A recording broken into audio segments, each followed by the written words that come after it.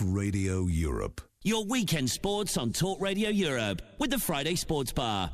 Welcome back to the Friday Night Sports Bar. Well, very seldom does it happen that a world-class sportsman is able to transform his playing career after retirement into a successful coaching or management position, like my next guest has done. In 101 test matches for the Proteas, South Africa's cricket side, he scored more than 7,000 test runs and is the only man to score hundreds against all 9 test-playing nations.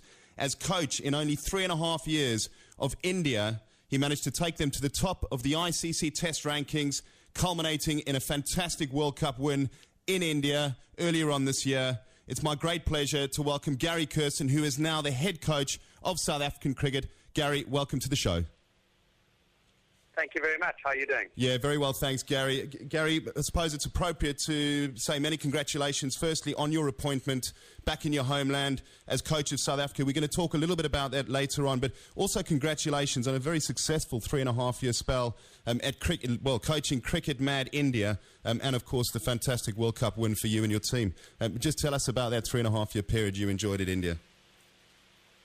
Yeah, thank you. Thank you very much for the good wishes. And It was a remarkable 3 years, actually, with very little expectation at the beginning because, I didn't apply for the job, and I got this email from the great Sunil Gavaskar asking whether I'd consider to coach the team, and it was a little bit out of context because I wasn't expecting it, and it came as a bit of a surprise. But I'd already began a coaching career after I'd retired. I was running my cricket academy in Cape Town, which I still do, and I'd done no team coaching, and then to be asked to do the job of this magnitude was a little bit daunting. But I felt I had a quiet confidence that I could add some value and make a difference, having played the game internationally for 11 years. And so I looked forward to it, and although it was sort of moving out of my comfort zones a little bit, I was ready for the task and looking forward to it. Well, it's clear, Gary, you were very well respected certainly throughout your career looking after India. The likes of Mahendra Singh Dhoni described you as the greatest thing to happen to Indian cricket. But a lot of these guys, the likes of Sachin Tendulkar, one of the greatest cricketers I've ever seen and most people have ever seen, Rahul Dravid, you would have played against these guys in your playing career. How did you think they were going to react to you when you took over the coaching role? Do you think it was going to be quite difficult for you to gain their respect from that perspective? Absolutely. I was a little bit nervous by that. I'd played against them, and they're always very respectful people, Indians. So, and certainly playing against them, they showed some good respect as well. But, at the end of the day, it was a bit daunting because I was now going to coach them. And I guess sometimes one needs to be careful with that word coaching because really what was it about? And when you're working with a Tendulkar or a Dravid who have played for so long, are you actually coaching them, or are you managing them as people and leading them in that way? And I really felt that I was more sort of a man manager to those type of individuals, and then obviously running more a leadership role within the team context and what we wanted to achieve as a team. World Cup win, fantastic. There must have been huge party scenes for days and weeks afterwards, Gary. Yeah, it was. I think it was a culmination of 3 years of a lot of hard work. Everyone put in a lot of effort, specifically the players. We set out our journey way back in September of 2008, where we weren't playing that well at the time, and we felt, we needed to lift our game, and there were certain things that we needed to do and behaviours that we needed to change to allow us to lift our game. We knew we had the skill and the talent in the team to become the best team in the world, but we weren't. We weren't doing things on a daily basis that would have given ourselves the best chance of success. So we really upped that, and we got a real sense of pride of playing for the badge and the team, and it was my responsibility to monitor that, and more credit to the players, because once we put those non-negotiables in place in terms of the way we were going to practice and prepare and work really hard on our fielding, everyone lifted their game and came to the party in their preparation. So we really gave ourselves the best chance of success in every game we played. Well, as I said, many congratulations for your spell there, Gary. But I'm a South African, so I'm delighted the fact that you're now back in South Africa, coaching the Proteas, a new chapter in your life. You've got your dream team there, Alan Donald. We all know White Lightning, the great Alan Donald.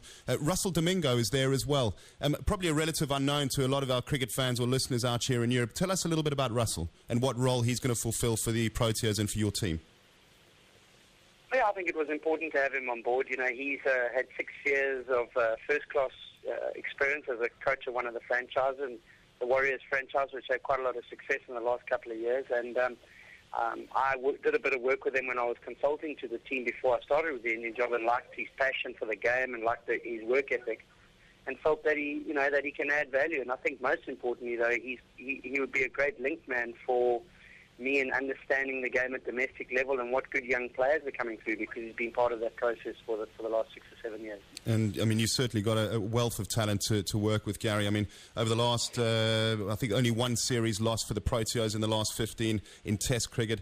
They've won 9 out of the last 11 one-day international series. Jacques Kallis, of course, we all know him, one of the greatest cricketers, certainly, to come out of South Africa in the world, all-rounders. He's sitting at the top of the batting.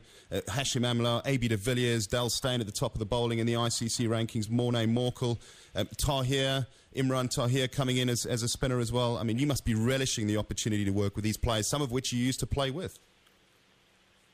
Yeah, and I think you've made the point. It's a high-performing team, but I think everyone feels that we can be 10 to 15% better, and there's no reason why this team can't challenge for the best team in world cricket in all forms of the game. Obviously, a big one is to cross the line in World Cup events, which has been a bit of a mental hurdle for the players, and you know that's going to be an important process over the next couple of years, and how we strategize around crossing the line in those tournaments. But it's a great team. It's got lots of talent in the team. But like any environment or any organisation you move into, it's all very well having great talent and lots of skill, but to put it together consistently and become, the best team in the world is a different story. Sure, and obviously you've now in the job. I think you started officially as of Monday, Gary. I imagine the physical preparations and mental preparations for an 18-month season that's about to begin for you guys. Australia are first up. How's Graham Smith coming? Is he going to be available for the Australian series? Yeah, he'll be available. I mean, it's going to be quite tight, but in terms of his rehab, he's pulled out of the IPL Champions League, but he'll be available for the series. I think he's relishing the opportunity to play against Australia, and